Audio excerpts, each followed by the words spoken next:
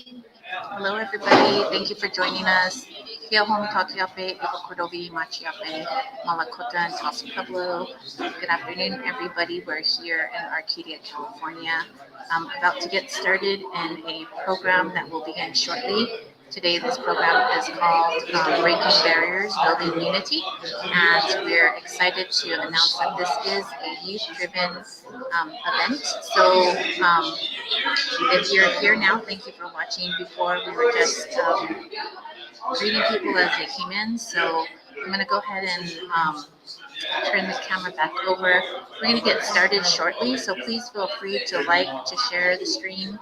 And it's from 4 to 6. So we'll go ahead and get started in just a few. Thanks for being here, guys. Remember to like and share.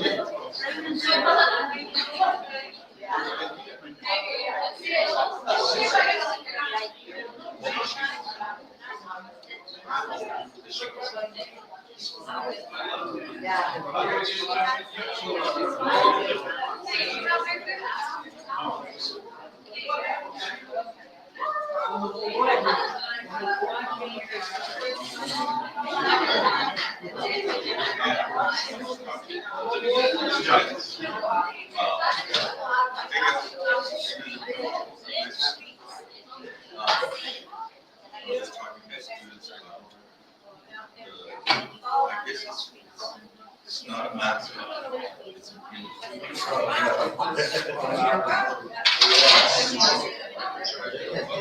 so 70%, 80%.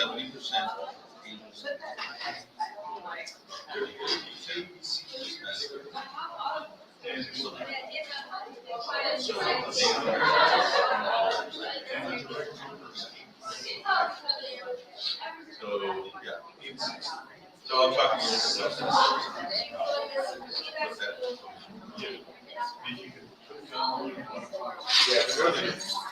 how we do this. Can we do that?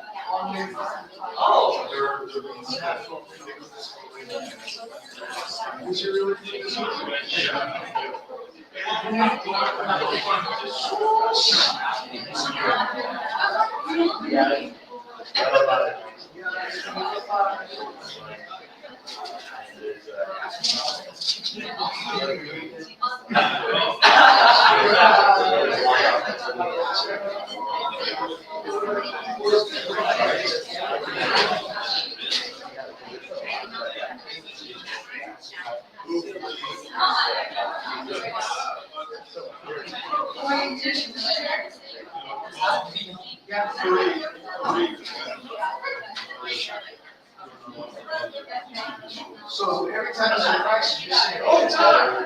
Woo! You do this. I'm on my way. So this story in the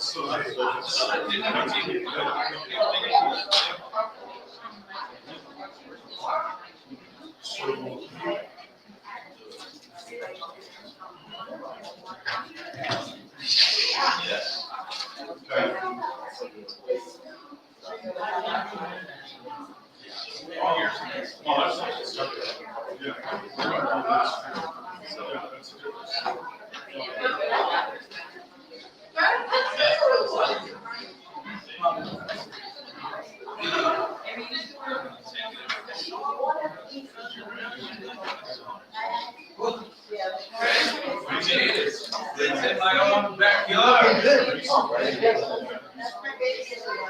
Oh my God. Wow. Yes, you are. You just say, my youngest.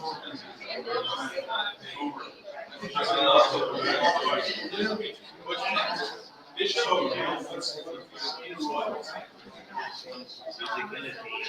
I didn't get your name. No. Damn big. How do you lose? How do you lose?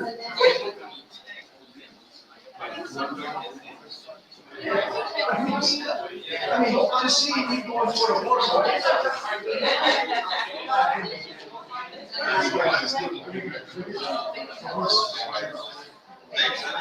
I wish I had a bigger table. You're watching the movie Necessary. That's what I'm saying. Oh, careful.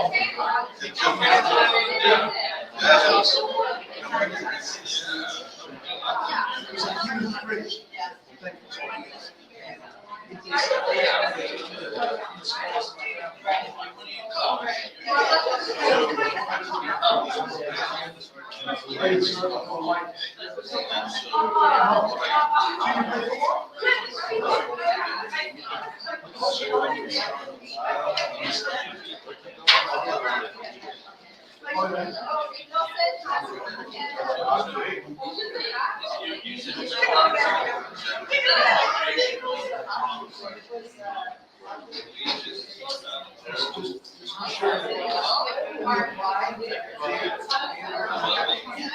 Everything should be free.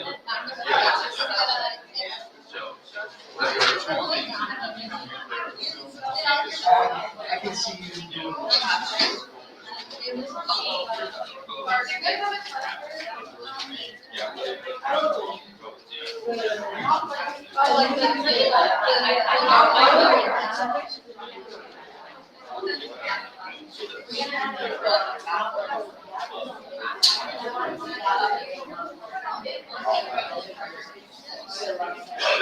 I see these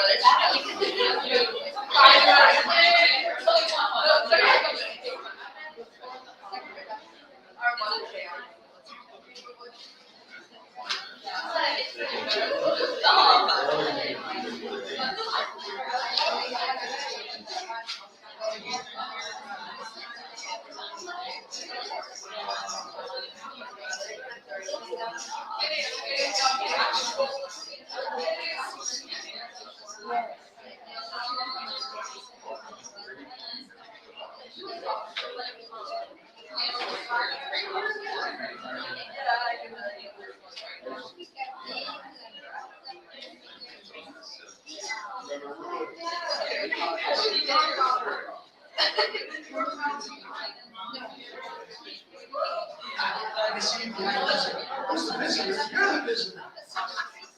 You're the visitor.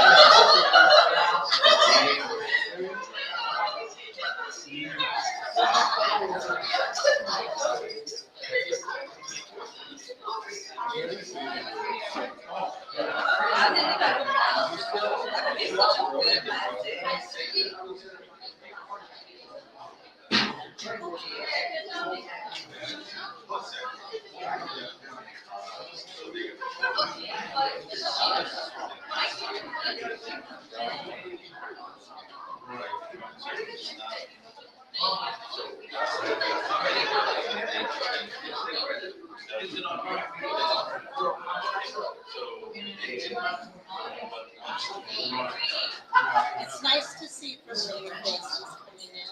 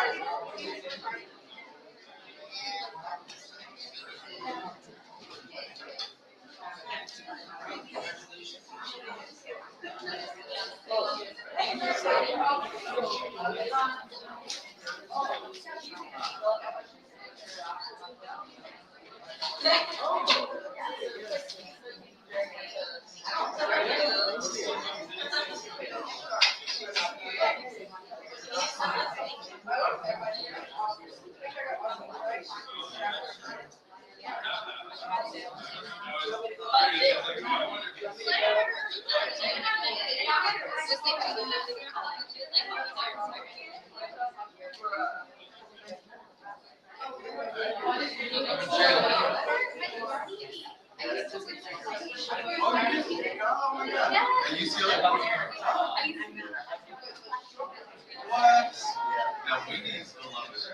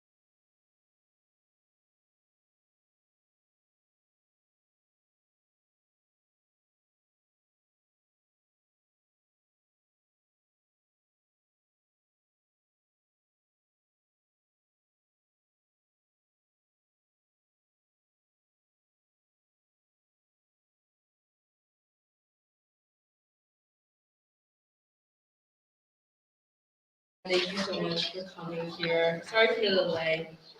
And we're gonna start right now. So to start off, we will be bringing up some performers, and we will mix with dancers, singers, and drummers who will be exhibiting their talents. So this is just a taste of how intricate and important this art form really is to being integral to many cultures. And there will be a fancy shawl dancer as well as a fancy feather dancer, and both of which will be telling a story with their dancers. Performances like this can be for fun, or for competitions, it can be for your cash prize. And to share this connection, think of this performance as similar to like a mariachi performance. There's a heavy connection to family and cultural pride. So thank you again so much everyone who worked with us, Ava Cordova, Shannon Rivers, Tina Calderon, Roberta Javier, Phoenix family, Elise Riccardi, the Arcadia Public Library, and SPIU, and all others who helped make this lovely event possible.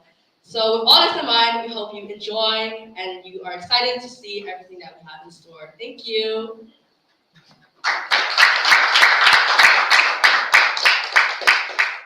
Here, homie Takiape, Eva Cordovi, Machiape, Malakota, and Tas Pueblo. My Thama is Joseph Conquilla Cordova. My Ina or my cause, Patricia Crow Cordova. I'm 6th generation from Chief Red Cloud. I'm the owner-operator of AC & Associates. I'm a mother, daughter, community member, and I am a big supporter of ACYC.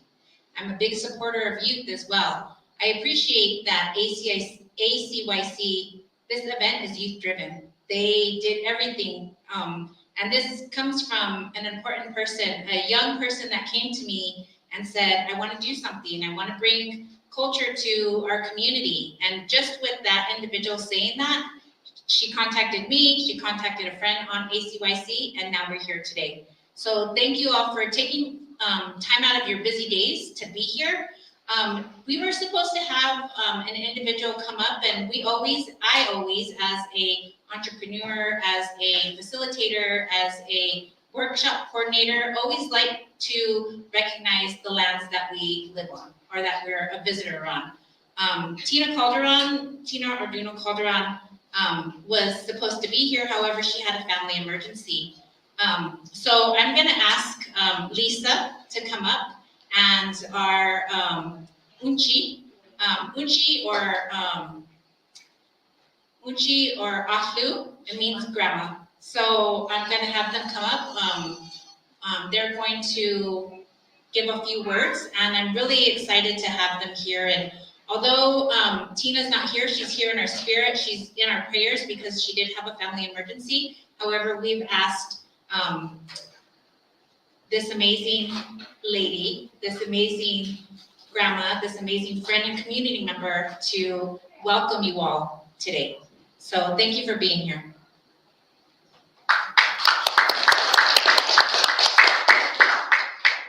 My name is Eden Hightower, and I'm a Navajo.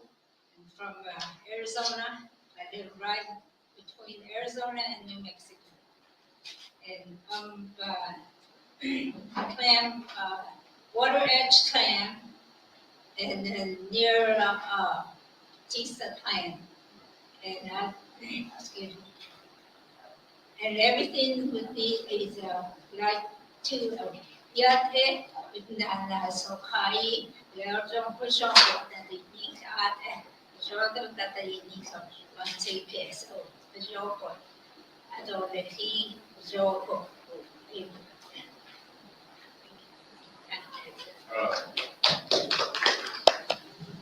Hi, I'm Lisa Riccardi, Akimel Otham.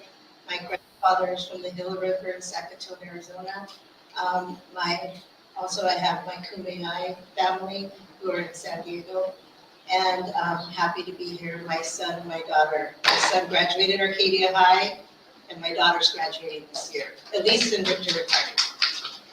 I just wanted to give a land acknowledgement to our first people who resided here in Los Angeles County, who would be the Tongva people, Mission Indians of California and the Los Angeles Basin area. Thank you.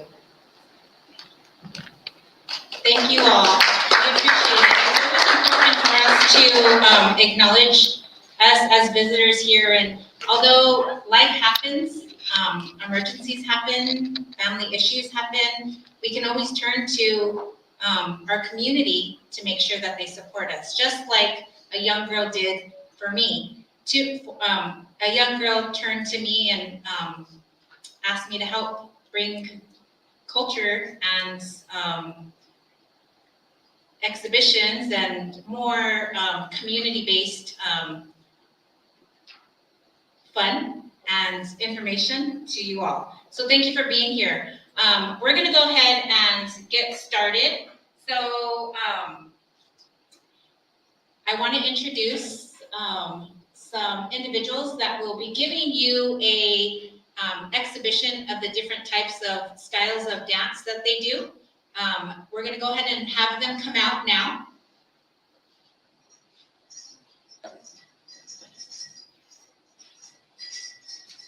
You can hear them from far away. And that music or the sound that's making, if you really listen, I come from Taos Pueblo, so listening is important to me. It's a lesson. You learn different things in lessons. But we're gonna go ahead and have our dancers come out. They'll do an exhibition. It is an amazing family that's gonna be up here, the Phoenix family. I've known them for a really long time. Their mom has been one of my closest friends and has supported me in a lot of different things that I've done. She's taught me different things from sewing to community to fun to memories.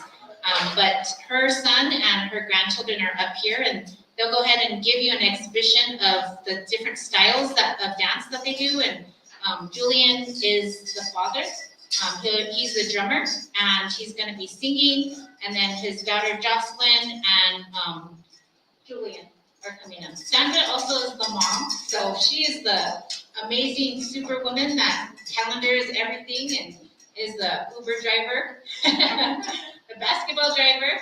So we'll go ahead and turn it over to them.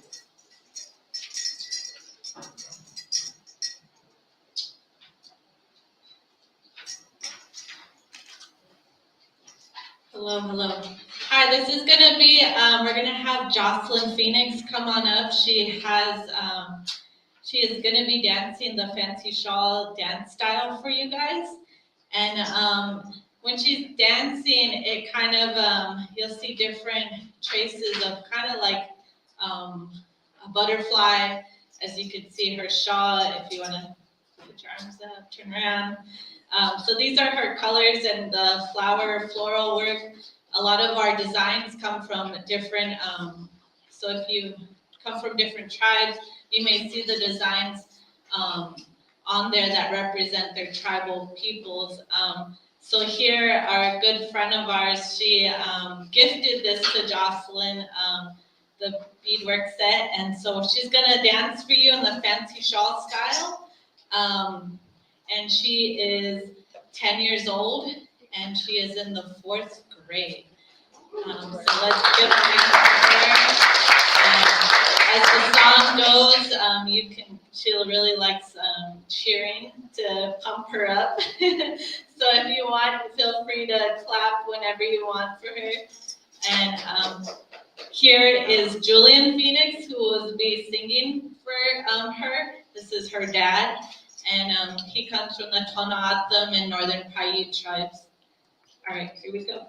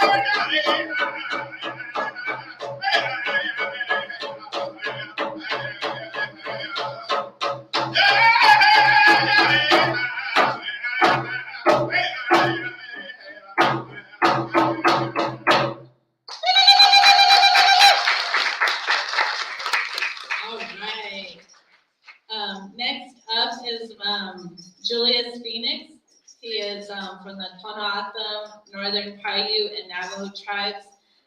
So when you meet Native people, you'll kind of hear the different tribes that they come from. A lot of the times you'll hear from the maternal side, which they try to start off first, which he comes from the Navajo side from me. And then his father's side, the paternal side, is the Tohono and Northern Paiute tribes. So he'll be dancing the fancy dance style, men's fancy warrior dance, you'll hear it as. And we'll go ahead and have him start. He's, well, a little info, I guess. He's 14, just turned 14 this month. So he's currently in the city of Rosemead at Muscatel Middle School. Woo! And he'll be soon to be at the Rosemead High School. So let's cheer him on today. And he's on spring break.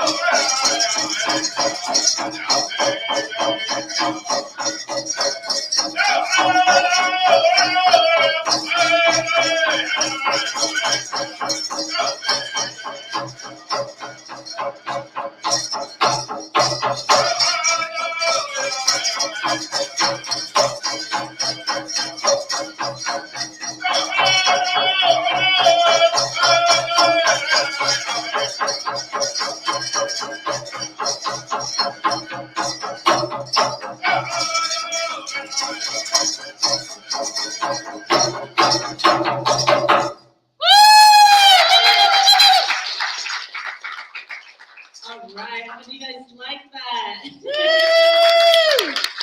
we have any questions in the crowd, I guess? I know we have a tight agenda, but if anyone has a question or wants to ask a question, feel free while they catch their breath.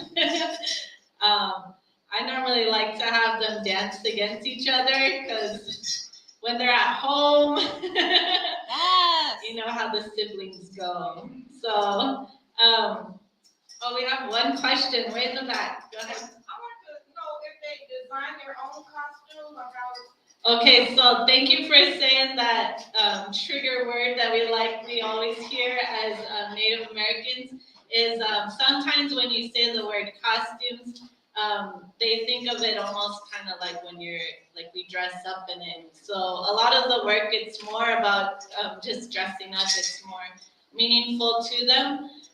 So we like to use the word regalia, or if you want to say outfit, is a better term to ask or associate it with. When we say costumes, we kind of think of it like Halloween costumes or different things that you would wear. But right now we're gonna, so their regalia, the Julius is wearing, they do design it, they do bead it. You'll see different bead work on there. I'll give an example for Jocelynn. She has some parfleche hair ties, and some of that comes from different animals, like they dry out the skin and they design on top of it. When they do their bead work, a lot of it is used on deer hide or buffalo hide from the animal after it's dried out and used. So a lot of the times our Native people, we use all parts of the animal that they get. So on their heads, they have feather work that comes from the eagles. So Jocelyn's wearing eagle plumes. Julius is wearing the eagle feather part from an eagle. Julius on his roach, I'm gonna point. That's from a porcupine. So a lot of these different parts of the regalia, they're all from different parts of animals. So these are things that we still use within today's time. And design artwork, I guess. A lot of the, so for our tribe, from the Navajo tribes, we try to use geometric designs. So if you've ever heard of Navajo rugs, you can kind of visualize that. You would see it as geometric triangle designs. For tribes that are from the East Coast, I would say like our Ojibwe people, you would see more floral because their nature environment is all from the trees and the grasslands of either if it's from Michigan or from Minnesota, you'll see they use the designs that are surround from their lands that they lived in. So you'll kind of notice where the people come from by their designs on their outfit. So for Julius, he has a phoenix bird just because of his last name. And that was just one thing that he wanted to put on his outfit. And you'll see the fire colors that go with the phoenix bird. So thank you for that question. It really goes, yeah, I think you got a prize coming. There you go. So let me just tell you, if you ask questions, there's going to be a lot of engagement. So come see me after and you get a free gift card. Woohoo! Any other questions? All right, we'll be here all night. Let's go. All right, so let's get them dancing. They're gonna sing one song. We'll do 2 push-ups for them, and let's get the sibling rivalry, bragging rights. Who gets to choose dinner for tonight? All right, here we go.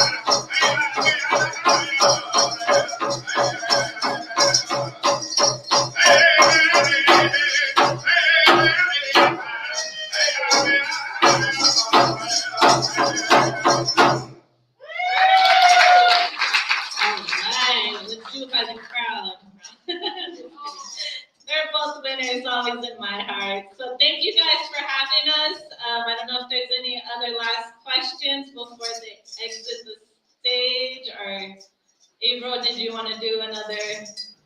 Any last questions for a free gift card? Ooh. Any questions? This is now your time. If you've ever wondered about Native Americans and that question that you want to ask, this is a safe space. So it's not like we're judging you. It's not like we're saying anything. We just want to educate and inform you. So if there's any questions at all, please let us know. This is your time. All right. Once, I like coffee. You can give me your card. twice. Any questions? Yes. I hate to be. No, don't. I want to know the significance of the dance. Is there a message in the dance, or is it for entertainment? So I like that question because a lot of the times people think that the PowWow dance styles are like ceremonial, but a lot of the times different tribes have different traditional dances, different ceremonial dances back home. So the dance that we're sharing with you is more of like a social gathering dance. That when we come together, they say PowWows does feel like a ceremony because we're coming together and we're gathering.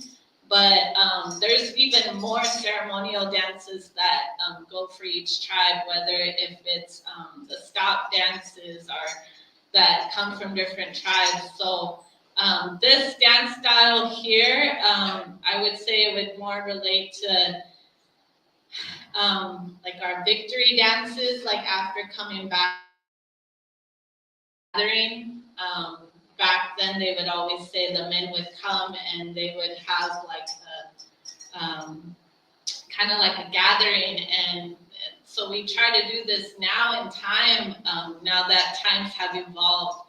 So they've changed it to our PowWow dancing. So it's more intertribal, I guess you would say, so that all tribes can participate and not just one tribe is one style kind of thing. So it's kind of evolved a lot. Back then, they used to say that our fancy war dances came from Oklahoma. So there's so much stories, if you look into it, of the knowledge and the history of the fancy war dance. And they said that came from Ponca, Oklahoma, from the Ponca tribe. And but yeah, they do have some messages. I know we don't have a jingle dress dancer here today, but that one, they always express it through healing as a jingle dress healing dance. There are different stories for each dance style, and tonight we only have 2 styles. There's so many other styles that we wish we could have brought to you guys. But if you ever want to take a deep dive into it, you could always look online, and you could type PowWow, and there will be videos all over on YouTube of different gatherings that are happening. This coming weekend, there is a PowWow at the Sherman Indian High School. That is in Riverside, and that is an Indian high school where the kids actually stay there and live there on campus. So they're actually hosting a PowWow this Saturday, so if you're interested in that. Another PowWow that you could see the different dances at is at the USC PowWow this coming Sunday. So if you type in USC College, you can kind of see if they have their PowWow listed on there. From word that I saw, it is supposed to be this weekend from 11 a.m. to 2 p.m., I believe. And that's over there on campus at the college this weekend. And then you can kind of ask different dancers too about their stories. Thank you for that question. Do we have one more? Mine is more just for the audience to share that it was against the law for our children to dance. PowWow was rule for our children not to be able to dance so that they would forget the dances and forget the songs and the languages. So having the children up here is an honor. Thank you for having me. Thank you. With another thing that is you'll hear more stories that come from our the back then. There used to be our missions, the churches that they have been discovering that there are Native children that they have found that are buried from attending those boarding schools. They come from all over. They're not just in one area. There's some that they found in Canada. There's all over the nation. So if you can think of that, it's kind of tough, and I'm glad to see my kids here, like how she was saying, dancing and being able to do this free willingly. But thank you guys for today. I don't want to leave on that note, but we do like to educate people, and sometimes sharing these stories can trigger us at times, but it's always good to hear, to heal, and do this and teach you guys about our stories and about the different dances that we're able to share now. Thank you.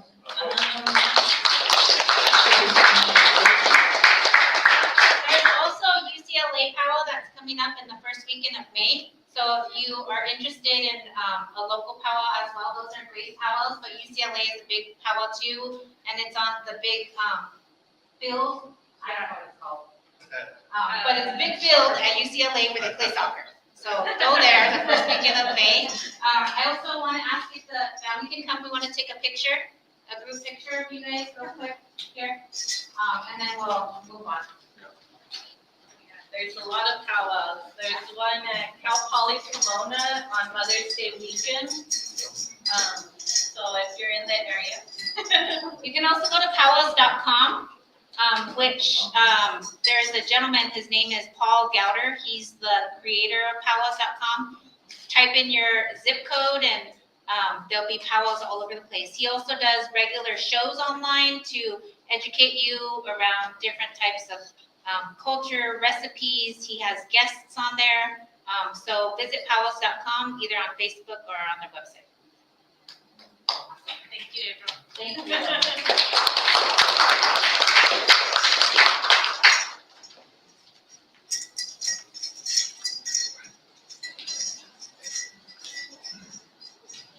So I hope you guys all really enjoyed that. There was definitely a lot to appreciate, a lot of new things to learn about, and it really gives us a window to what, like, the diverse aspects of Native American culture. So now we will be bringing along the key speaker of this event, Shannon Rivers. And Mr. Rivers works at the college level, educating others about Native history and offering resources for Native students. He is well renowned and will delve further into what it means to be a Native American in the past, in the present, and in the future. So please pay attention as we will be discussing his talk more in depth after his presentation. And there will also be a worksheet to fill out, which I believe most of you have right now. And then if you fill out the worksheet correctly, you will be entered into raffle and have a chance to win some gift cards. So look out for that. So without further ado, Shannon Rivers. So I know as we transition, I want to ask if we can just stand up real quick. Let's move around. I know sitting for a long time, I don't like sitting. I know we sit in front of Zoom and stuff, so we're just going to stretch. One of the things that I like to do real quick is have you put your hands out in the front of you. If you can, put your hands out, squeeze. Now go up, put your palms up, squeeze really tight, go down, put your palms, squeeze as fast as you can, faster, faster, tighter, tighter, faster, faster, go up, go down. Now put your hands together, put your hands like this. You should feel some energy. That's your own energy. Put it to your heart, and we're gonna have a discussion right now, and I appreciate you doing this. A lot of the times we don't feel our own energy. We're all powerful. I'm really thankful that you guys are all here and have honored us with your time. So we are gonna have this discussion, and please feel free to ask questions, or Shannon's gonna go over some great information. So Ta'a, thank you. Thank you very much. Everybody, let's grab a seat. I wanna be close to you guys. Is that okay? Somebody goes, "Aw." I heard you. Kutash, Anyapchugig, Shannon Rivers, Akimel Autumn, Sapai Mashma, Baamjij, Hilo River Indian Community, Baamjij, Baki Dwag. So I just said to you what my name was. My English name, or my colonized name, is Shannon Rivers. I am from the Akimel Autumn people, that's in Arizona. You call it Arizona, we call it Arizona. Arizona means a place of a lot of little streams, and we know that there's a Tongva village close by, is also called the place of many waters, which is 3 minutes away from here, right? So we are in Arcadia, right, Pasadena, but we are in whose territory? You Indians be quiet, I know you guys know. So I have a couple of things that I'm gonna give away. I am also the director of programming for Native Ways to College. You see our banner over there, and you see my coworker, Sharon, is there. And so we're gonna give away a couple of things. But before I do, I wanna make sure that I recognize that we are on Tongva territory. That Tongva territory and their politics and their social structures, their livelihoods, their makeup still exists today. Language, culture, traditions, and ceremony. And we forget about that as quote unquote Americans, right? I am not an American. I am not. I am Akimel Autumn. I am older than the concept of America. And I want you to understand that. And it's not to knock the residents and the people who live in this country, but But in order for us to get beyond these barriers that we talk about, is that we have to be honest with each other.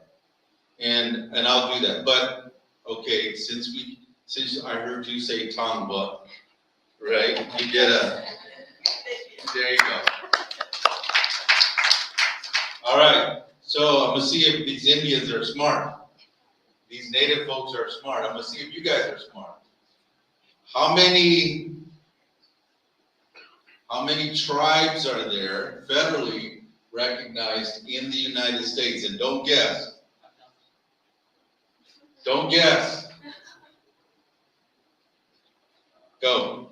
I want to say 570. 574. Oh, But he's close.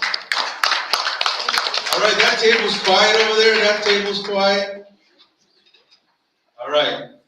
What is the name, not you, what is the name of the village close by in English? We just said it 5 minutes ago. Place? Who said that? Yeah, okay, come up here. See, all these old folks are getting these bandanas. I think I got one more left. No, I got two more left. And we got some shirts over there. But let me talk about Native Ways to College really quick. So we are the only organization in Los Angeles County that services Native American students who are, and we prepare them for college. We have California Native Vote Project, who's a sister project of ours, who helps us with some of our programming. We have Indigenous Circle of Wellness. We have the Tatavian Band of San Bernardino, Band of Mission Indians, and we have other Native organizations who want to help and support. So our job is to find Native American students in LA County. Can you imagine how hard that is? How many people, how many students in LAUSD? Who can give me that number? Say again, one more time. Put your hand down, you're ready, Mom. How many students in Los Angeles County? Bishop, you scratching your ear or are you raising your hand? Okay. And he's way off. Come on, guys. Students, go. How much? And go. You guys are just guessing now. Come on, guys. This is LA County. How many? Oh, gosh. Second largest school district in the United States. LAUSD. But the county is huge, right? So we are the largest unified, second largest unified school district in the country. Go, you raise your hand. I was just guessing. I would say around like 150 to 200 maybe. You guys are killing me. Go. I'm gonna guess. You're gonna guess? I don't know, but I'm gonna guess. 3250. 32,000? 3,250. Unrecognized? No, I'm talking about students. How many students in LAUSD? The second largest unified school district in the country. Go. How much? I'm going to stop my talk and walk out the door. I Googled it, so it's 565,000 students in LAUSD. But I'll give it to you. Okay. So 500, what did you're pointing at her? What were you going to say? I was gonna say 500,000. You were going to say that before it was Googled?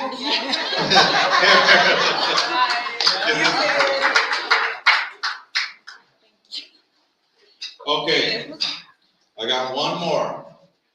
And this is only for the Arcadia students. And if you guys blow this, I'm going to talk to Channel 7 to cut every tape that they have. Okay. How many tribes are there in California? in California. Quit Googling over there. Arcadia students, go. Close enough.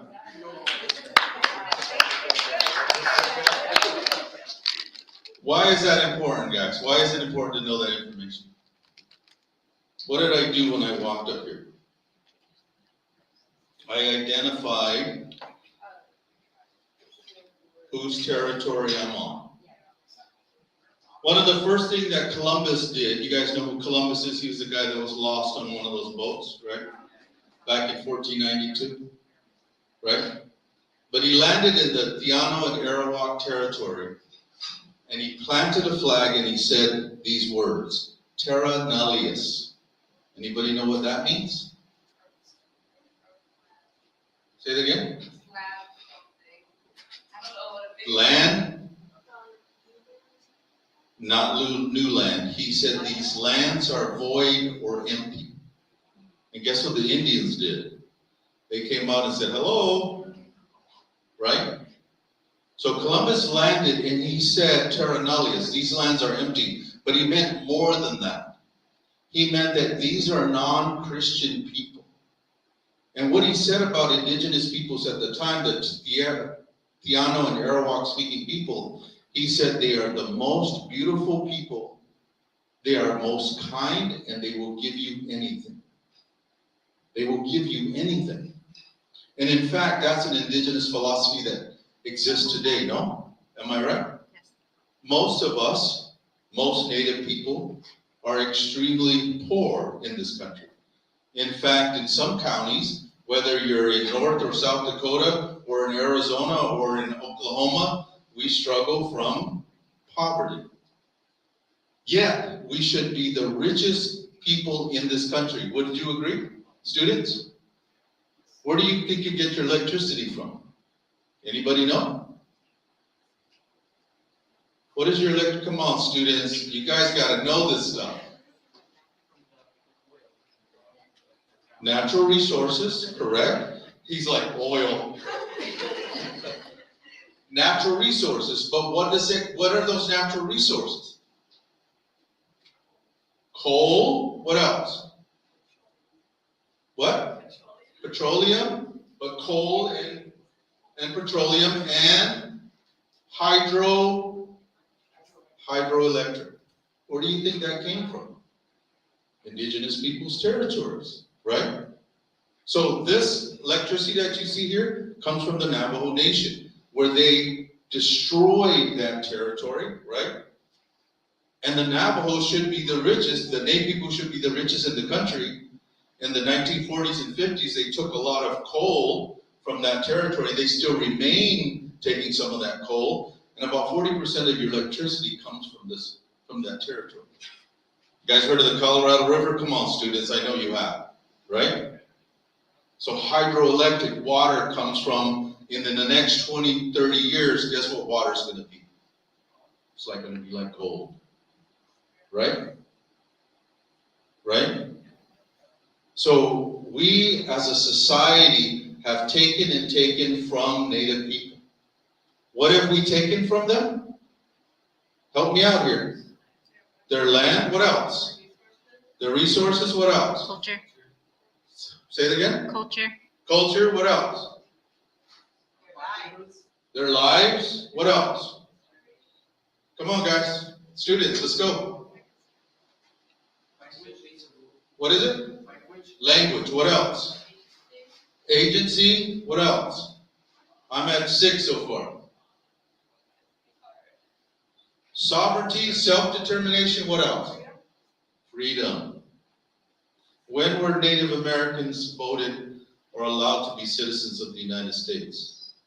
Any of you Native folks know? 1970s. Citizens of this country? 1970s. No. 1923, I believe. Close. In 1978, the Native American Religious Freedom Act had passed. I wear some beads. My brother was wearing some beads back there. She's wearing a hat, she's wearing a skirt. These dances, and our sister just said that earlier, that if you were 50 years old in 1978, you were only allowed to do certain practices. Performative practices. If you were younger than that, can you imagine, you guys, this is 1978 and all you guys are younger, and they told you you couldn't dress a certain way, or you couldn't walk, or you couldn't talk, or you couldn't dance, or you couldn't do ceremony? Could you imagine that?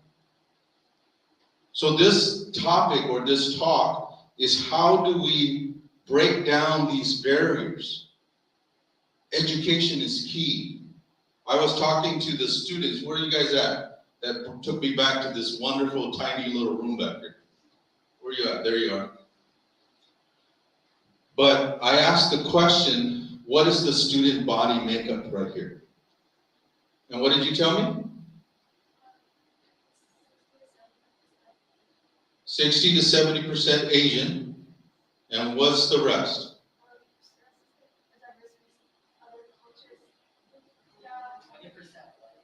20% white. Say that again. 5% Hispanic and?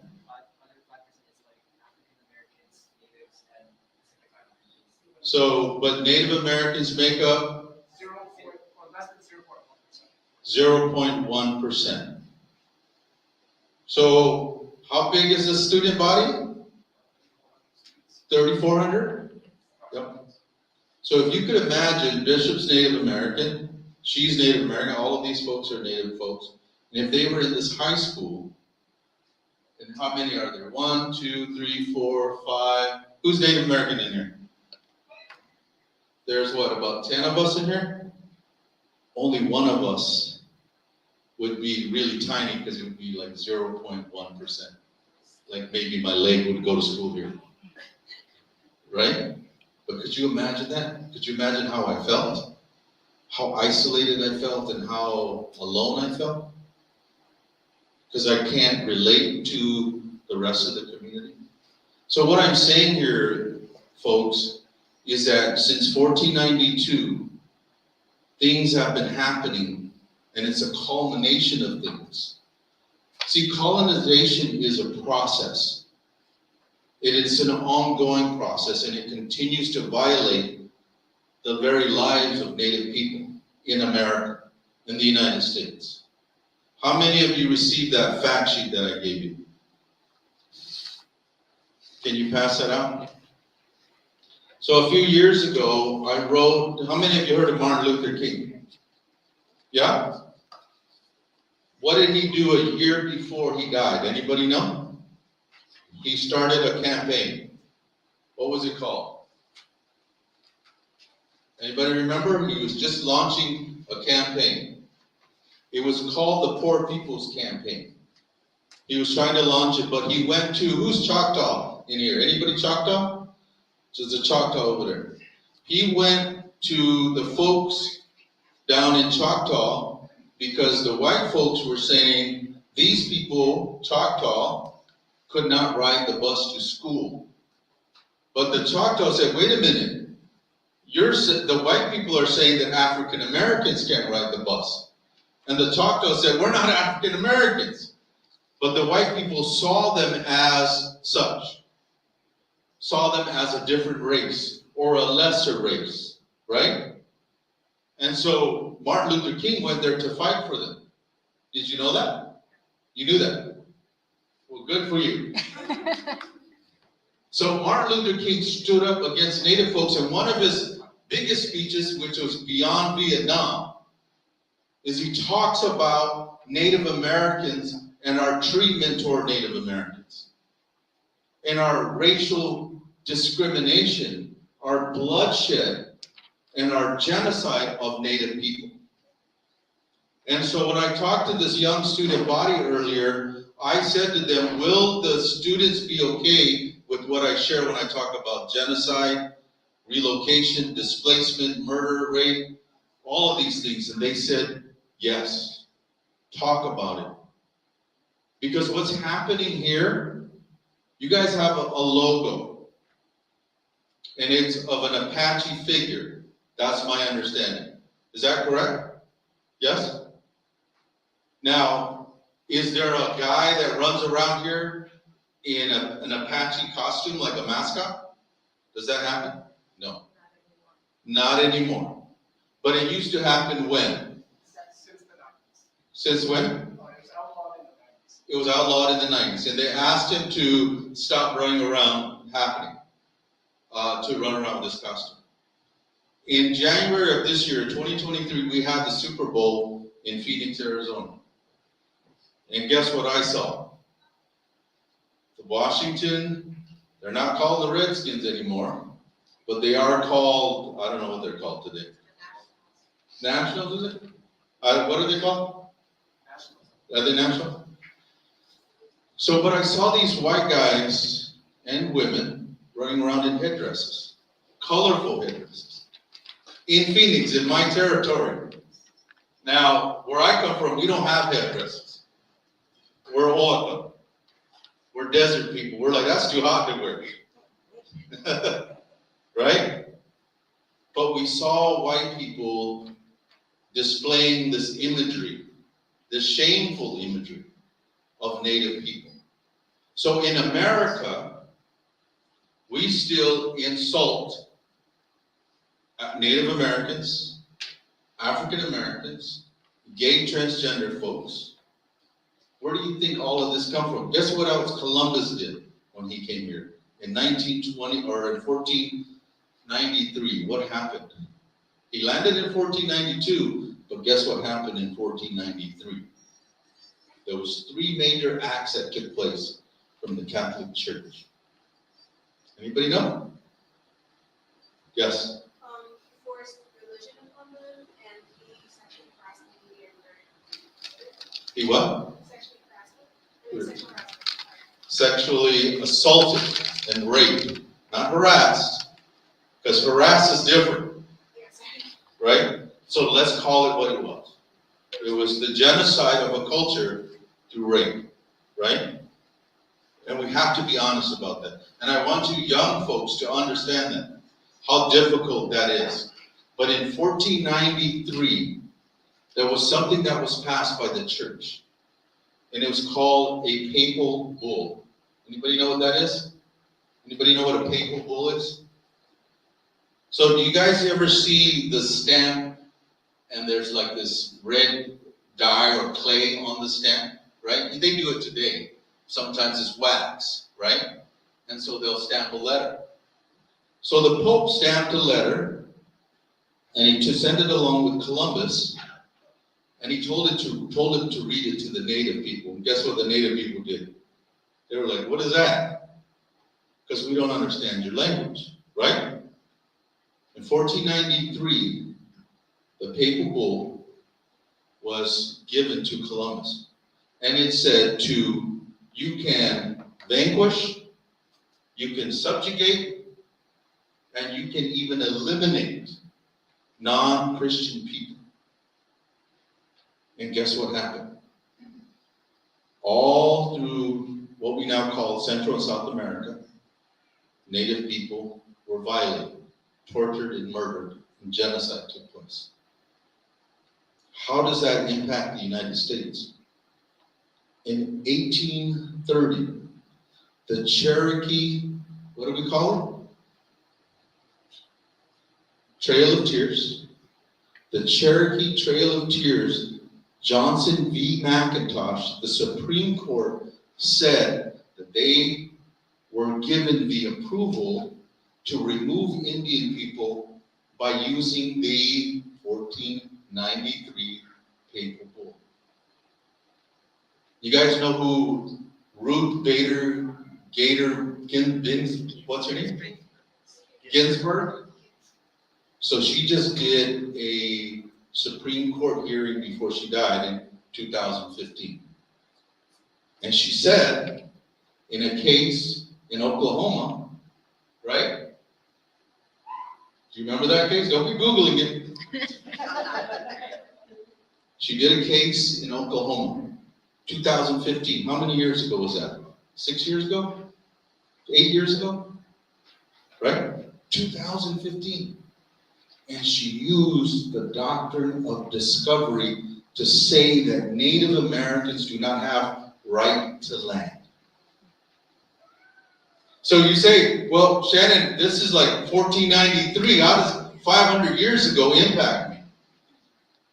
You got to remember that Native folks are still impacted today. Still today. Do I have land as a Native American? No, I do not. I do not own land. I'm from a reservation. Do you own land, ma'am? Grandma? Edith? No. Do you own land? No. Do you own land? Family has a lot. No. Do you own it? No. Right. Who owns it? Do you own land? No. I'm from the Gila River Indian community. We are a federally recognized tribe. But I do not own the land. It is a reservation. Guess who owns it?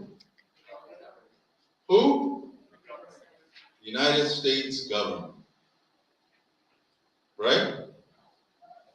So how do we break down these barriers? Is one way is through education. You have to be educated.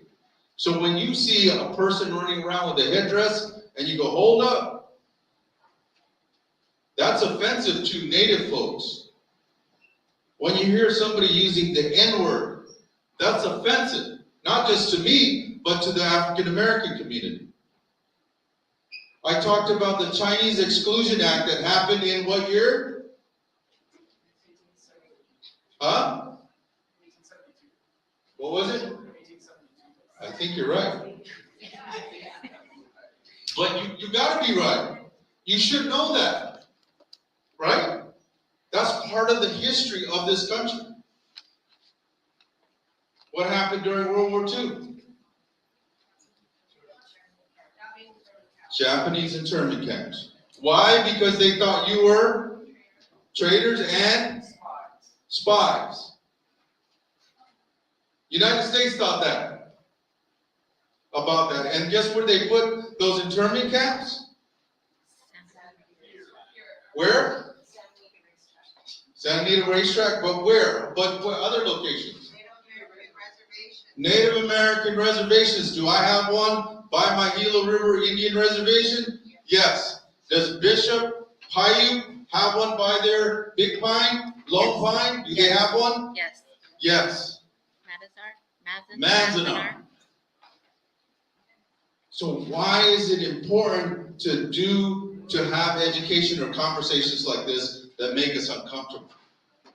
Because we should be uncomfortable with that. We should be uncomfortable with the way the United States continually treats indigenous peoples or Native people. What did I say in the beginning? I am not American. Why? Don't steal mine. Why did I say that? Come on. Because we're First Nations people and I'm older than the concept of America. Who drew the maps of America? Who? The imperialists. Well, okay. Colonizers, but who Columbus told this guy his name was? What was his name? Amerigo Vespucci. But they named him American Map. The maps of America. And of course they didn't know where they were, right? They thought they were in India somewhere, so they called us Indians. So over the last 500 years, I've had many names. I had Indian, I had Savage, I had Red Man, I had Native American or American Indian. Now we're indigenous, but I'm older than all of that. Do you understand what I'm saying? How important these conversations are? In front of you, you have what we call a fact sheet. We submitted it to the Poor People's Campaign. Please read that, take it with you. It was written in 2015, right after the Supreme Court case, right? that, what's her name again? Ruth Bader Ginsburg? Yeah, that's a mouthful. Who said that Indians do not have the right to land. Indians. She still called us Indians. Right? So, you just got a history lesson at a master level, at a college level, right? All of you should be getting a credit for this class. She's like, right. Right? You should be. Because in that fact sheet is a lot of research. We talked about poverty, inequality. What else did we talk about? What are the headlines? Poverty. What else? What is it? No. What's the headlines? What's with the headlines? Poverty. What else? Huh? Inequality. What else? Oh, it's not all there? The war economy and education. Why is the war economy, and I'll close here in a minute, but why is the war economy so important? What happened on 9/11? Some of you older folks remember. What happened? What happened in 9/11? Terrorist attacks. Terrorist attack, right? And guess whose border they shut down? Yes, But the O'odham border, the Kumeyaay border, the Lipan Apache border. Don't call it the U.S. border. I want you to decolonize your thought, right? Because those are not borders that we made, those are U.S. borders. So guess what they did right after 9/11? They sent 150,000 vehicles all across the quote-unquote U.S.-Mexico border, and they said terrorists were coming through. And guess who was coming through? Poor indigenous peoples from Mexico, Guatemala, El Salvador, and they were looking for a better economy because we are ravaging their economy. You see what I'm saying? So this young man, what's your name? You looking at your phone? Yes.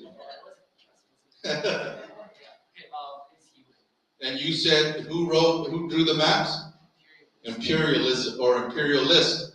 But United States imperialism continues to this day. So did they violate the territory of the O'odham? Yes. They violated it. And they shut down the border. And they said that the O'odham who live on that side, and they're called Hiachet O'odham, by the way, and they're the Sand people.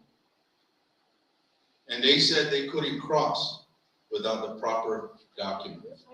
Could you imagine that the native people that lived on that land and who came over to cells, who wanted to go to church or buy fry bread or go to the bashes over there in cells, couldn't come over because the United States said no? So that has to do with sovereignty and autonomy. So let's bring it back to the school. You have an image of an Apache individual on your, what it was, an envelope, is that what we call it? Right? And the White Mountain Apache approved it, is that okay? Is that right?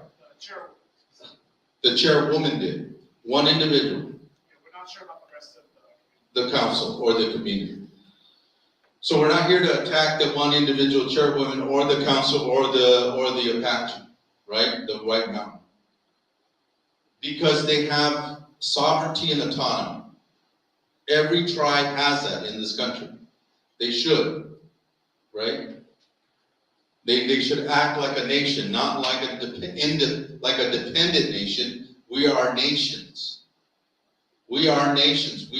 We are nations who fought against imperialism, against encroachment, against land theft, against rape, against violence, against genocide. From the landing of the Puritans all the way to Chief Joseph we fought almost every time. And the only way we lost is because our immune systems were weaker. I hesitate to use that word, they were stronger because we didn't understand the diseases that were coming over on the boats. And they annihilated thousands and millions of indigenous peoples. But you have an emblem on that. What is wrong with that? The first thing that the Americans or the Spanish or the Europeans did was take our image. They told me to cut my hair, right? They told me I couldn't be tattooed, right? I couldn't wear the skirts. I couldn't wear feathers, right? They took my language. They took even my vision on how I saw the world, my worldview. So every time I look at that emblem and I see this Apache face on there, this school and this society has to determine, is that okay? Is that okay? I'm not going to answer that for you. You have to make that decision. Would you like an Asian person on there? Would you? Why not? You got an Apache on there? Does that honor the Asian folks? These white people that were running around the Super Bowl with headdresses on saying they were honoring me. I'm like, I don't even wear a headdress, fool. Right? So the reality is we have to make the right decisions, and we have to make conscious, sober, humanity. In this country today, there's more violence. In the 200 and so years that we've been in existence, we've been at war almost 90% of the time, whether it's with ourselves or other countries. The United States imperialism. Now, people are going to see this on YouTube and they're going to say, Shannon's teaching our kids how to hate America. This is my land. This is my country. We welcomed people. And we did it with humility. And we did it with love and generosity and respect and honor. And we've lost that in this country. We're losing that rapidly. I don't care if you're Christian, you're Muslim, you're Catholic, you're Sikh, you're Buddhist. What our sister didn't tell you is that I'm also a chaplain inside the prisons. And I go in when I can, and I run ceremony for Native American people. Now, when I open the chapel door, we get all of those faiths that come in. Now they say, Chaplain Rivers, I'm going to go in and just sit down and read my Bible. Or I'm going to read the Quran. Or I'm going to read the Torah. Or I'm going to put my mat out. Or I want to burn some sage. Or I want to burn some sweetgrass. Or I want to lay some tobacco down. Right? And do you think I go, oh, hold up, you can't put your prayer mat here? I don't say that. Because my philosophy, my indigenous philosophy is that the imperialism that is running this country and the idea of capitalism, which is killing us, it's killing us. There are 330, 40 million Americans in this country, and over 50% of them are in poverty. We're not just talking about Native people. We're not just talking about African American people. We're talking about Mexicans. We're talking about Hispanic people, and we're talking about poor white folk, and everybody else in between. Over 50% of Americans are in poverty. So do you think capitalism is working? Probably not. Because the rich keep getting richer and the poor keep getting poorer, right? Electricity, food, everything's going up. Everything. The tragedy of that is that we can that we as a society can stop all that. And that takes a lot, and it takes a lot of you young folks to stand up and fight for that. Because I got probably about 30, 40 years left. Then I'm gonna pass on to the spirit world, and I'm gonna be happy because I don't have to pay rent anymore. But I'm gonna be happy, but I wanna be happy enough to know that I left a conversation with you that had something that you were gonna do to change the society. And if you can change it within your circle, change it. Change it.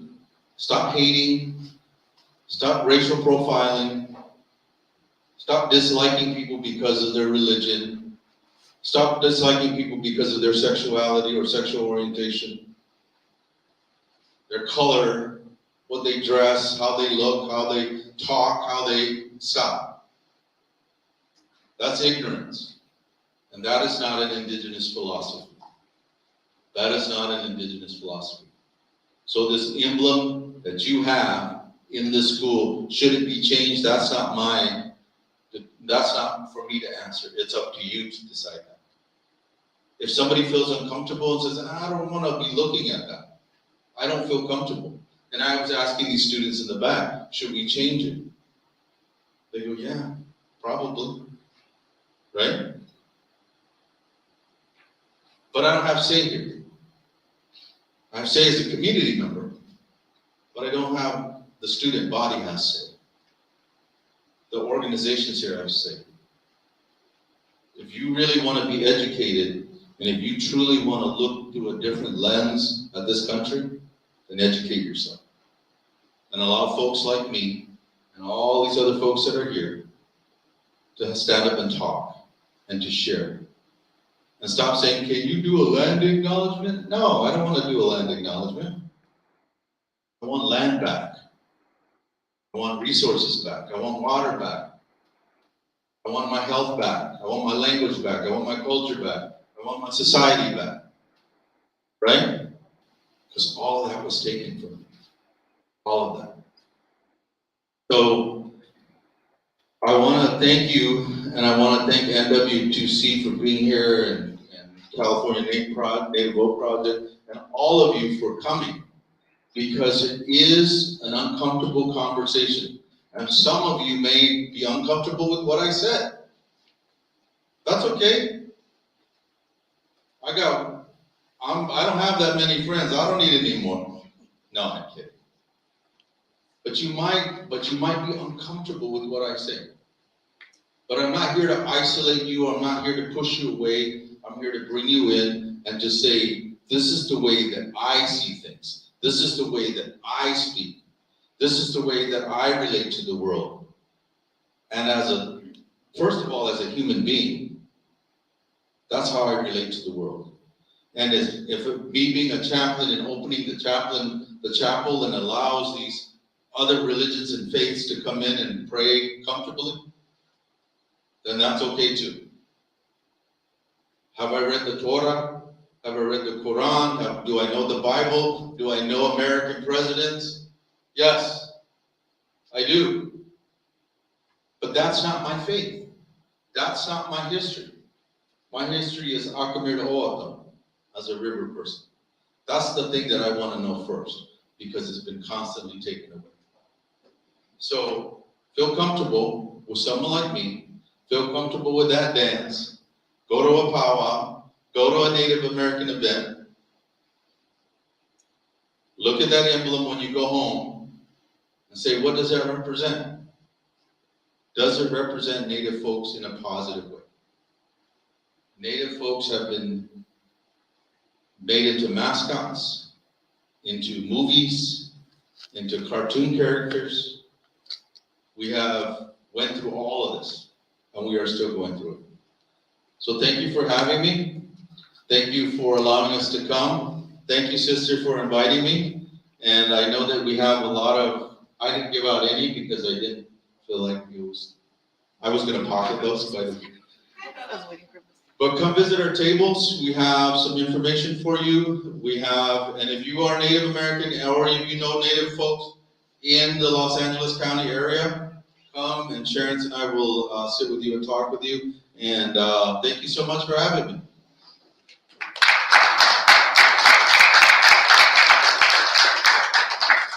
So it takes one voice to make things change. And one voice came to me and asked me to do something. I turned to, and she also went to her friend that was on this council.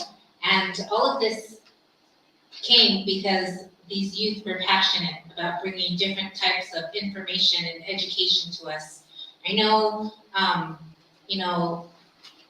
in our discussions, we've had a lot of pushbacks in different ways, but today we're here. Today you've been educated. Today you've had the opportunity to ask questions and to engage in a community that might not necessarily be seen by all of you or be recognized, or, there's a lot of great different tables that are here, information that are going to be given out or that can be given out. I did a call out to some of my people that I trust that support me and I support them. Joelle and her son, Shannon, and Yoeme and Nancy and Lisa. All of these individuals I've known because I'm connected to a community that loves me and supports me. And they're Native as well, and I support them. But I also support anybody that comes to me, anybody that wants my help. Today's been a long day. Today is also my mom's birthday, April 13th. And to be up here, I shouldn't even be up here. She went to boarding school. All those things that Shannon talked about, I shouldn't even be here. But I'm proud to be 6th generation. My daughter is 7th generation. My Tohonos, my grandchildren, are 8th generation. There'll always be a generation behind us. And now that you're educated, I feel like, when we know who we are, we know where we're going. I encourage you, if you're Native or not Native, find out who you are, find out different communities. Be open to this education and these talks. They're difficult to have. They're difficult because, they're real. But I appreciate all of you being here and, this family that has come and displayed their pride and, what they've learned and what they're still learning. I encourage you all to just be, I'm just thankful that you guys are here today, that have taken some time out of your busy days. So I know that the youth are gonna come up and they have passed out some papers, but we have a lot of gift cards left, so I'm gonna go ahead and have her speak and then we'll go from there. So we passed out some papers with worksheet questions, and most of these are very open-ended, so there's no right or wrong answer. We'd love to give you some time to just fill it out, and once you guys are done doing that, you can put it in the basket in the back, and then in a couple of minutes we'll draw from them, and then we just want to say that you put an effort, and you took something away from really interesting conversations that we've had today, and then we'll be taking them and we'll draw 3 of them, and then you guys can get some prizes. Thank you.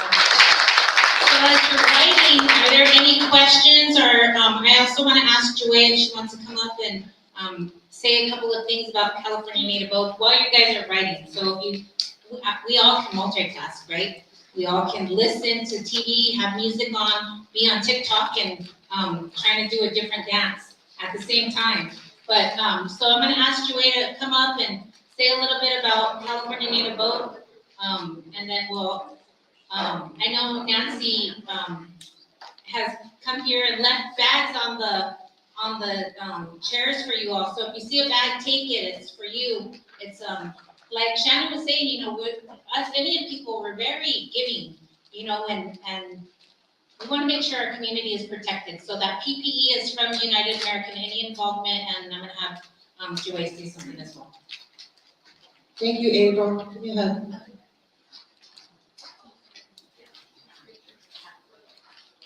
And I just want to honor her mama right now, Pat Cordova. If we could just take a moment and let's just send her mama an I love you from her daughter real quick. Do you guys mind? So we're at the count of 3. Gonna say, I love you, Mama Pat. 1, 2, 3. We love you, Mama Pat. Thank you. I just want to give it up for Ava real quick because like she said, when we're mourning and on those days we choose not to be around people because like she said, the energy transfers. And so we don't want that ugliness and that hurt to be on other people, so we isolate ourselves. So I want to honor her. I want to honor your mama for giving birth to you and for raising you and for giving you the community. I love you. My name is Juwe Roy Balcastle. My traditional name is Oyate Wiwawushwa. That means one that people know before they meet her. And so I joked and I said, you know, I guess that the elders knew that one day I was gonna have pink hair and people were gonna probably gossip. So I'm actually Osage absentee Shawnee and Muskogee Creek. I was born to the Cree people at Small Boy Camp in Alberta, Canada. It was a renegade camp in the 70s. During the 70s, a lot of Native babies were being born dead because we were a threat, because we are a threat, because they called us merciless Indian savages in the Declaration of Independence, because they sterilized our women so that we wouldn't be born. They took our men, they took our children, and so we're still fighting a lot of that generational trauma. So I want to thank you guys, the student body, for even acknowledging our feelings, our existence, and our rights as human beings. And a lot of people don't understand why a mascot is hurtful, because we're people. Because there are no other people that are mascots other than leprechauns, but they're not real people, are they? So I'm with an organization called California Native Vote Project, and we are a statewide organization. And what we do is we take issues like this and we move it to the Capitol. We fight for education. We fight for reform in government, in schools, in institutions. And so in these bags are some sign-up sheets if y'all are interested. Next week, we're gonna be up lobbying at the Capitol, and we take our youth with us and teach them how to do this. So I could talk to you some more, but let me get out of here. But thank you for having us here.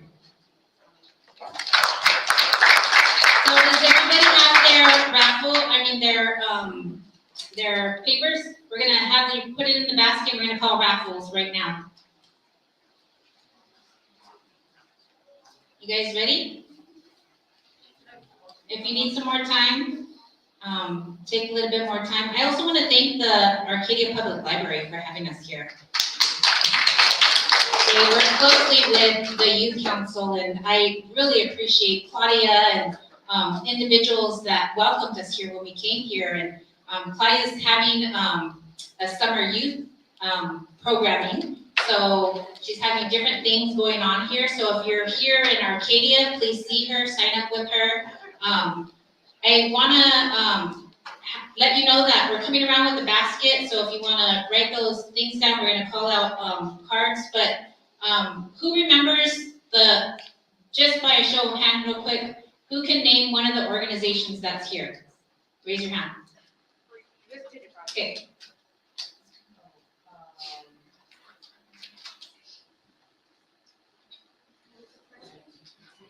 Can you remember the name of an organization that is here? You got a hand back here? Yeah, name the student organization. ACYC, I'm gonna put this down real quick. I'm gonna give you a card. It's a gift card. Another hand, here. UAII, awesome. Another organization that's here. Yes.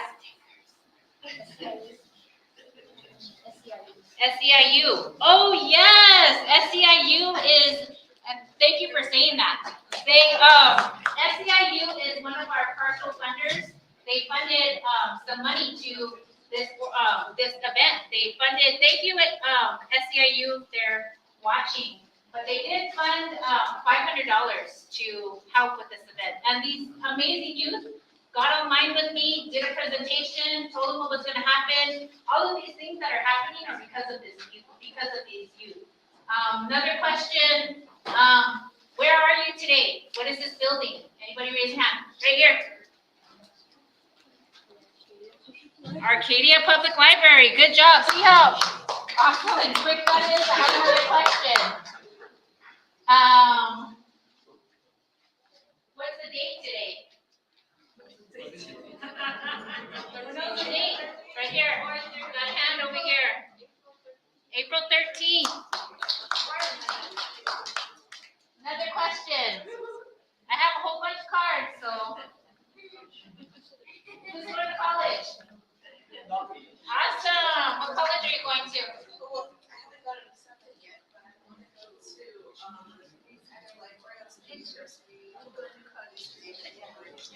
Nice.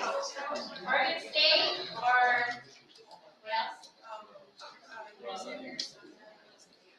University of Arizona, University of Davis. Awesome. Who's a high school senior in here? High school senior? High school senior? Claire, Elise. We want to make sure that our high school graduates are recognized as well. It's a hard work to be in high school, right? It's hard work to be in middle school, right? It's hard work to be. It's hard work to be a human. You know, I facilitated a talking circle this morning, and I always say, common sense needs to be taught. Sometimes common sense isn't common sense anymore. Say please and thank you. So, who can tell me,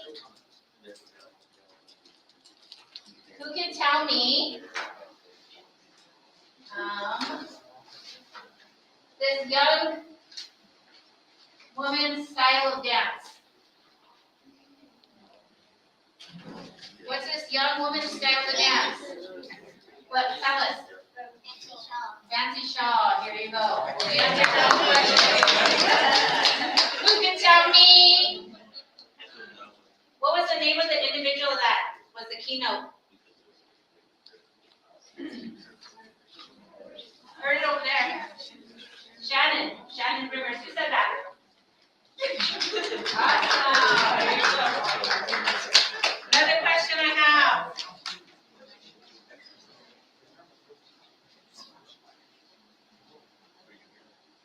What is the correct term to call somebody that's dancing? Yes. What is the correct term? Yeah.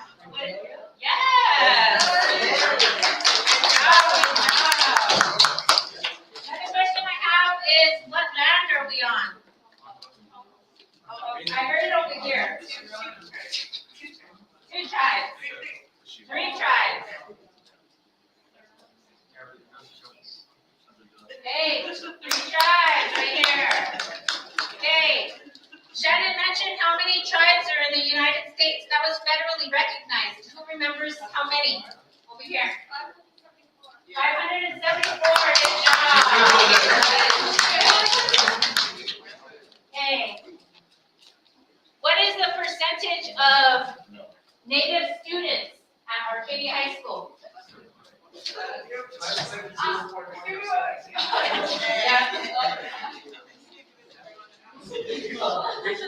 have two more questions. Somebody said help me because this is going to be, I'm going to see hands shoot up, I think. How many? No, that's just kidding. I had it in my head and it just left me.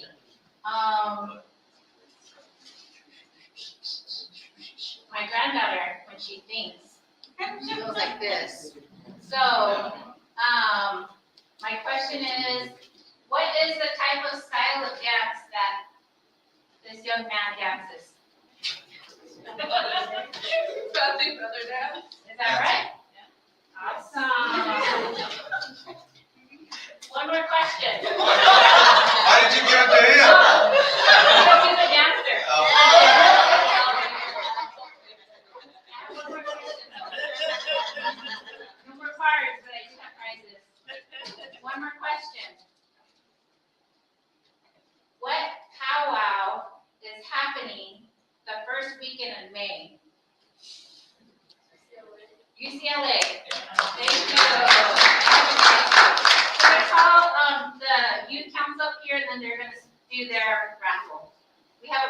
10 more minutes. Is there any questions as we start to slowly come to an end? Any questions?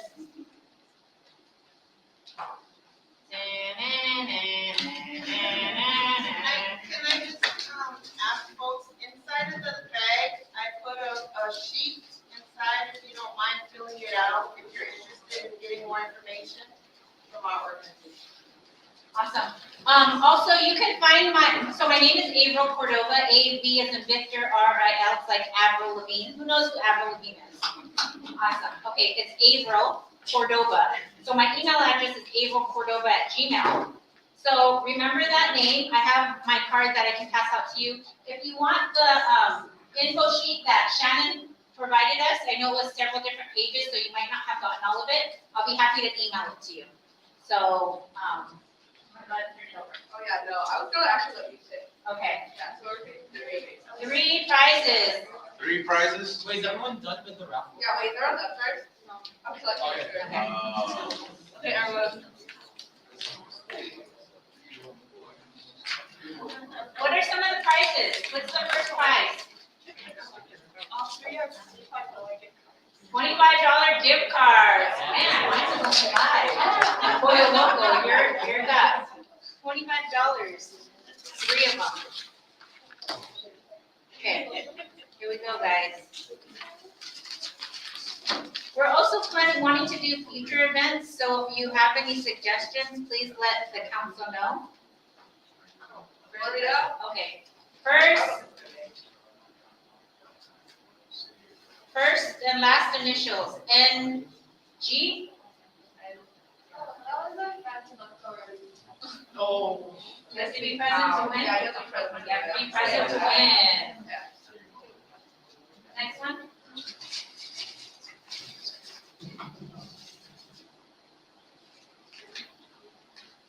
First, initials, L-M-R. Oh!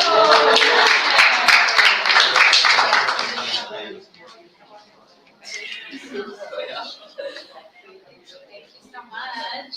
Okay, next prize, $25. Amazon gift card.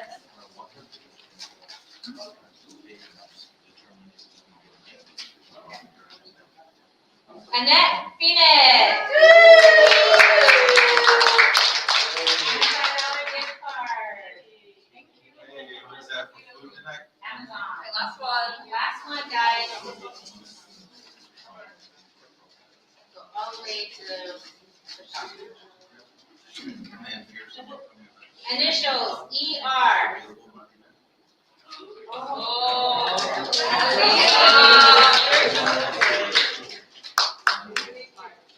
So, as we end the night,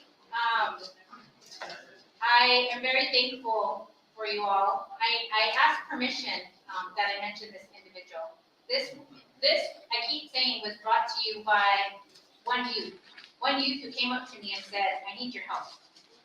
I want Elise to stand up and be recognized for her voice. We don't talk about and that we're scared to talk about get pushed under the rug for whatever reason. Elise came to me and she said, I want to see more culture, I want to see more community. And this is what this came upon. One voice can change. I told the students as we were having several planning meetings once a week. So we've been planning this for like 3 months, I'd say. I told them it takes one voice to change things. And this is the voice of change. And they're the voice of change. And these individuals that are going to college and that are here, you all are a voice of change. You've had the opportunity to share space with us, a safe space. We talked about a lot of scary things, not scary, real things, life things. As we walk away from this, I hope that that you guys will have walked away with a sense of community, a sense of pride of who you are, a sense of natives that are indigenous people that are here at the land. This poster that was made, the title of this poster and this title of this event is Breaking Barriers, Building Unity. And I would say that is very true. of what happened today. Remember the lands that you come from. Remember the things that you've been through. But remember, there's always one voice that can change things. There's always support around you, even if you're not feeling well. You know, we're going through a lot of things after pandemic. I was just talking to a group of women this morning. You know, we're coming out of something that has been hard, but our lives are hard. You know, 2 weeks ago was hard. This morning was hard for me to get out of my bed, but we made it here. And we are breaking barriers. We are building unity. We're building a community as well. So please feel free to utilize this amazing space, the public library, the summer youth programs. If you're interested in being part of ACYC, please reach out to them. And hopefully we'll see you again in November. Ta'a Kulamaya, gracias, Etienne. Thank you all for being here. I don't know if you have anything to say. Before we go, though, I would like for the ACYC youth to stand up. Elise to stand up. ACYC stand up. Elise stand up. These are the young people of our future. These are the individuals that have made change for this one simple thing. And I just want to recognize that. You know, there's several generations to come, and it takes small steps to build a community, build unity, and I just want to give them a round of applause.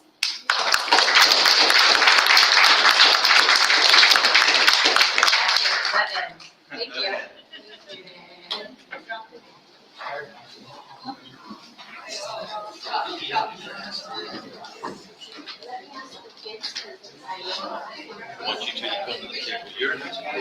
Oh. Very excited.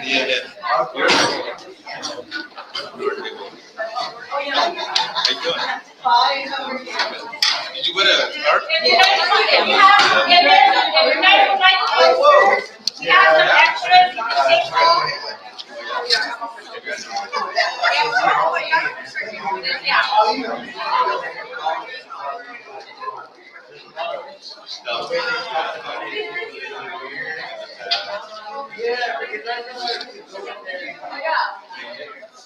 Yeah, and a lot of other people.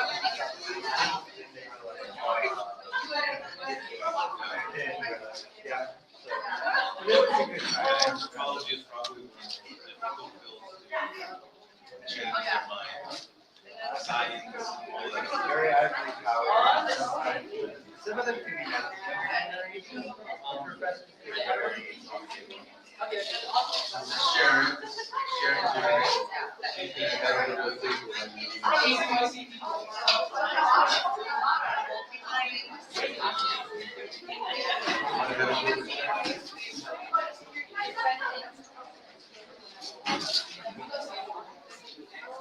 It was good.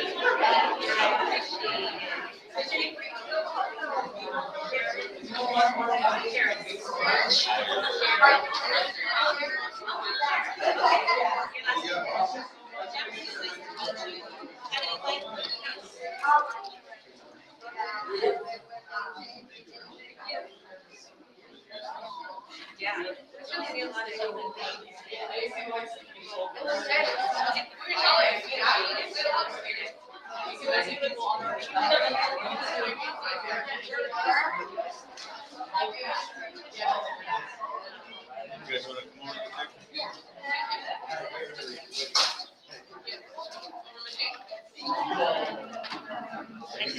Good to see you. Are you,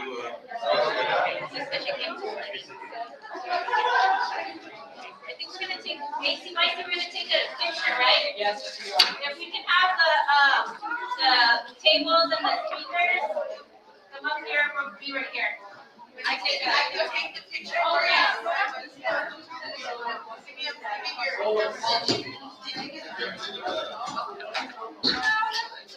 ACYC and, the Phoenix family. Can you take a picture with us?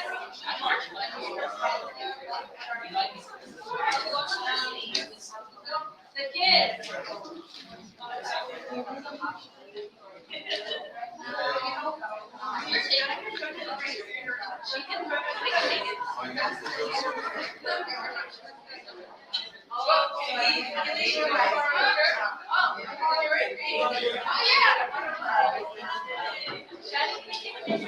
I guess.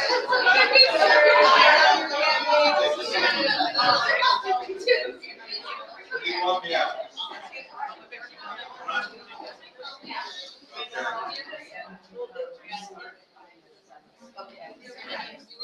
You got it? Oh, sit down.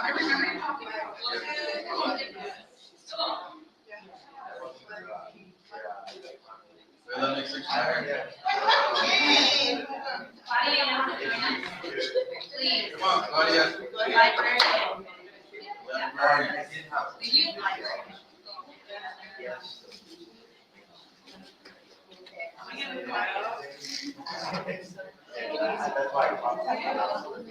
Time for education. Time for guitar. Send those to me.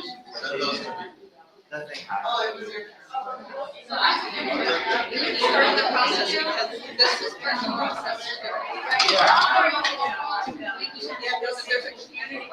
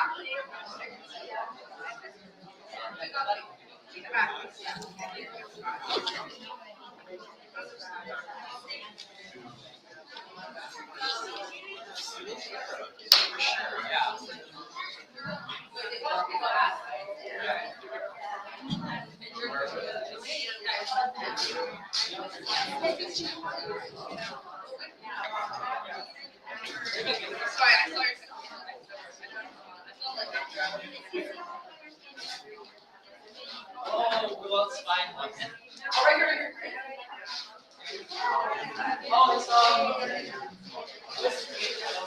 I'm not sure.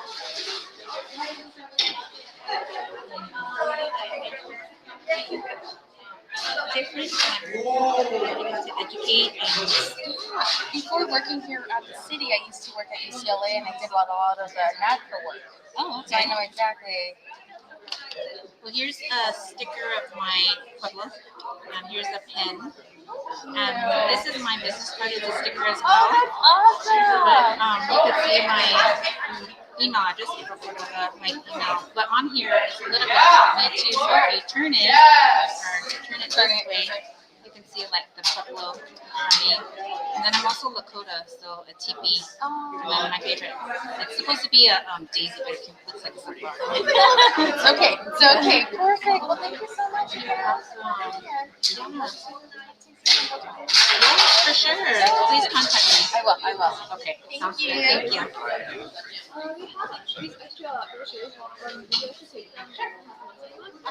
Thank you so much. Thank you. Thank you so much. Thank you. Hold on just one moment. I want to make sure, I have someone coming from UCLA right now, and I want to make sure that you meet her. She's late, but she was stuck in traffic. Okay. Sounds good. I'm listening to you. I'm just trying to end this broadcast because it's still live. Oh,